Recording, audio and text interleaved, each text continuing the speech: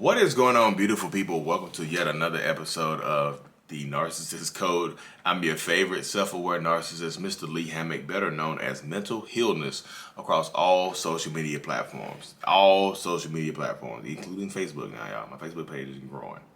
If this is your first time seeing my face or hearing my voice, I am a diagnosed narcissist, and I use my platform all over social media, again, to raise awareness for NPD, get more people into therapy, and also validate the victims and survivors of said disorder.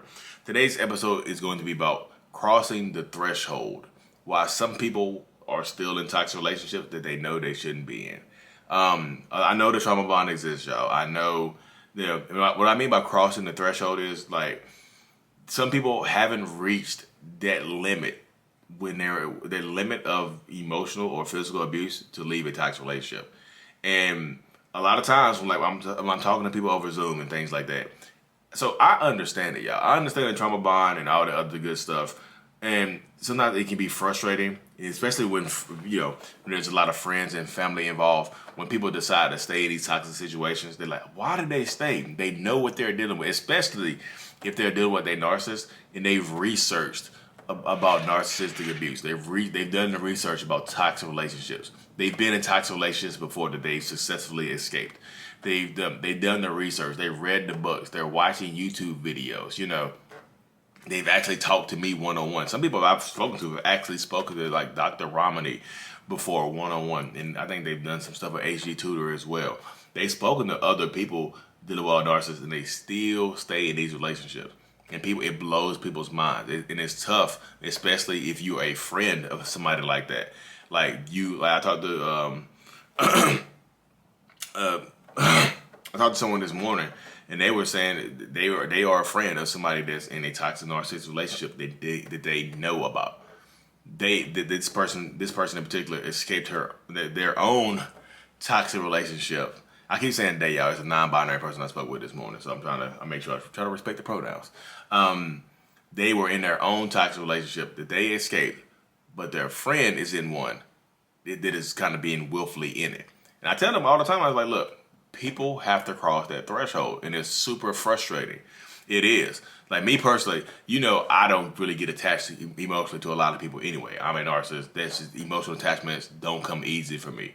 So I can emotionally detach from people like that, but I understand it because I'm a narcissist. I know the trauma bond exists. I know it. I know how to instill the trauma bond. I know, we instill the trauma bond by doing stuff repeatedly to you, by the ups and downs, the highs and lows, the making us memorable, and making sure you never can forget us. Like we put ourselves into your lives, like we entangle ourselves up into your lives so much so that it's hard to get us untangled. You know what I mean? It's like having somebody else thread a strand of their hair through your hair. Like you see, I got dreads. Imagine somebody putting a strand of their hair through my dread. It'd be hard as hell for me to work that out, though. Correct? Yes. So some people have to work that out. And in some situations, it takes longer than other situations. It just does. Point blank. Period. And I know it can be super frustrating when you're dealing with a friend that's going through something like this, or your mom, or your dad, or your brother, or sibling, or somebody like that, or coworker that you're cool with. You know what I mean? It can be tough watching somebody go through that, and they're like, "Why don't they leave?" They know about the trauma bond.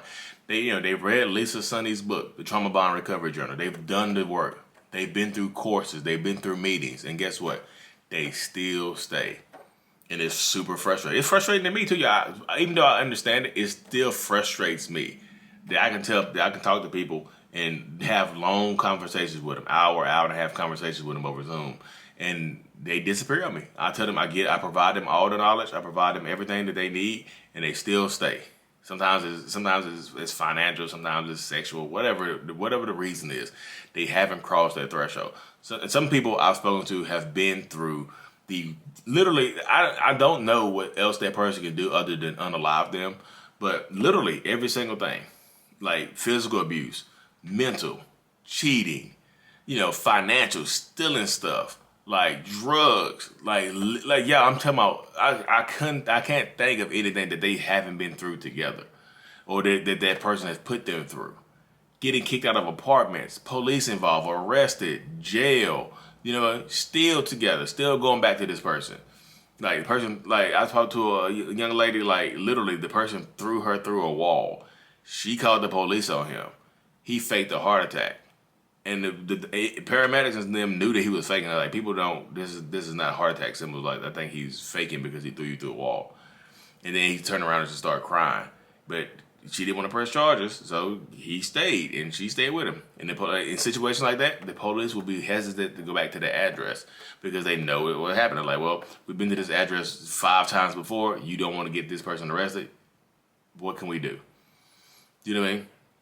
There's nothing we can do. We can arrest this person, but they'll be back over here sooner or later. Some people have not crossed that threshold, and that threshold is different. If you read, Taylor Higgins has a book called Between the Stitchings, and I haven't read the book per se, but I've heard a lot of people say that like she's been through a lot with her person. I think her ex-narcissist person was a famous athlete or something like that, and I think he was doing the whole cheating and stuff like that, and she stayed through it all. She was staying through it all, and the simplest thing made her cross her threshold. She said one day he went and got a cup of coffee or something like that, and she asked him to get one, and he refused. He's like, "No, get your own." And that was it for her. That's what it took for her to cross the threshold. She's like, well, this person I forgive him for doing the most heinous things to me. Can't even bother to give me a cup of coffee. And it was something as simple as that helped her cross the threshold. And that's, like I said, her name is Taylor Higgins. Her name is TAYLOR HIGGINS. And her book is called Between the Stitchings. It's a great book. It's on Amazon. It's a great book from what I've heard. I need to order it and read it, y'all. I need to show support. Yeah. That was her moment right there. She said her moment was like literally he wouldn't get her a cup of coffee, and that made her cross her threshold, and she just left after that. That was when she started her disconnect right there, right then and there. So you just never know what moment in time that person will cross that threshold. You just don't know. Like when you can't force them to either. You can't force them to see the threshold. Like here's the threshold, cross it. Because they can see the threshold, they can walk up to it. And they can turn around and walk away. I'm not ready. And yes, a lot of times the reason behind it is, the science behind it says you've been traumatically bonded to that person. You have. You've been traumatically bonded to this narcissistic, toxic person. So it's harder for you to want to cross that threshold. Y'all been through so much. In your brain, you said we've been through all this stuff. But again, I always postulate the question. What did I just do? I put 2 words together. Asculate? I meant to say postulate, but I'm gonna just keep it simple and say it. I always ask people the question, ask themselves the question. Did you go through it together or did they put you through it? Because that distinction is extremely important. Like, did y'all go through it together or were you put through it? Like, did y'all go through this drug addiction together, or did they get addicted to the drugs and put you through it? Did y'all go through this alcoholism together, or did they become an alcoholic and put you through it? Did y'all go through this physical abuse together, or did they just start beating on you and put you through it? Did y'all go through this? Sometimes they SA you while you were together. Now, SA means SE, the assault. That's S assault. Did y'all go through it together, or did they put you through it? Did they take it from you? You know what I mean? The cheating. Did y'all cheat together? Did you cheat as well? Or did they cheat on you and they put you through it? Ask yourself that question. People have to figure out a reason. You have to create enough pain and have enough leverage on yourself to leave this situation. And like I said, something as simple as refusing to get a cup of coffee can push people over their ledge right there. You can apply enough leverage. It can be so simple. But that person has to find it on their own. You can give them different examples and stuff like that. And a lot of times, the person I spoke to this morning, they don't want to abandon their friend, so they're still gonna be there for their friend and whatnot. You know what I mean? So, but they're gonna put boundaries up. But the best thing, if you're in that situation where you know a friend is going through that stuff, you don't want to cut them off. You have to put healthy boundaries up to protect your own mental health. You don't want to be somebody else's emotional dumping bag. Emotional dump or emotional punching bag where they come emotionally just dump on you about the same situation over and over and over and over again, because that'll weigh on you. They don't just weigh on you, it will. It just 100% will weigh on you. Do you want that to weigh on you? You want that on your conscience? No, you don't want that on your conscience. You want to be doing other stuff. You know what I mean? You don't want to abandon your friends. Sometimes you have to go no contact with your friends, because sometimes you can play the position of enabler where you listen to it all the time. You're like you're the shoulder for them to crown. Your shoulder wet. Wipe your shoulder off. You the ear for them to listen to. Your ear hurts. Your eardrum's busted. Sometimes you got to protect yourself and protect your peace. You know, you can't force them to cross that threshold, because that when I say crossing the threshold, I mean that the thing that causes them to break the trauma bond. And sometimes the pain is too great to leave. Sometimes it hurts to leave. I know. It's like people just think it's gonna be the mental anguish of the trauma bond is gonna be it. It's not just mental. You're gonna have some physical symptoms a lot of times. It's like a drug withdrawal. This person is in your system. You know, you might go to a patio room and bounce around a little bit because it's gonna hurt. But it's gonna hurt to stay too. That's when I come to the situation arises. I tell people to choose your hard. Pick your pain. Leaving incurs some pain, and staying incurs some pain. Leaving is hard, staying is hard. But one hard is different than the other hard, because one hard gives you the option to choose to be happy again, to actually choose happiness and be happy again after you go through the pain. You have to feel the pain, because the pain lets you know you're alive. Once you start feeling pain, you're dead. You might be emotionally dead. You know what I'm saying? Emotional death comes way before physical death. It just does. So what are you willing to do? Are you willing to, like I said, leaving causes the pain, but leaving causes pain, but that pain will subside eventually, because you have the chance at happiness and being happy again and choosing yourself. Staying causes pain, and that pain will be continuous through the rest of your existence in this relationship dynamic. It just will. It doesn't go away unless you just start to process it and become numb to it. Like, I'm just be numb to the pain. I don't feel anything anymore. Ouch. That's not a way to live. This doesn't sound like a good way to live, y'all. But you have to take your power back. It's only, like I said, I don't make it seem like this is just, yeah, it is on you. I'm not trying to make it seem like anything. It is on you. It's your life. I can't live your life for you. The only thing I can do is provide the information for you and the cues and the clues and tell you what I would do in that situation as a narcissist. And I'm also very good at listening and analyzing stuff like that. So y'all want to do a one-on-one with me, I know I do them over Zoom. I'm very, very good at it. I talk to people all the time, like literally almost every single day.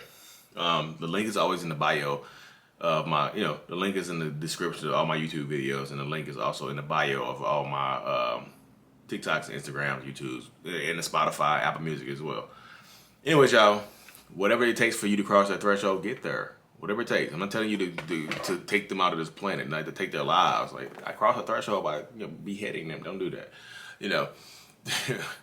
Cross the threshold by choosing you and picking yourself. Break that trauma bond. You start by doing stuff for yourself.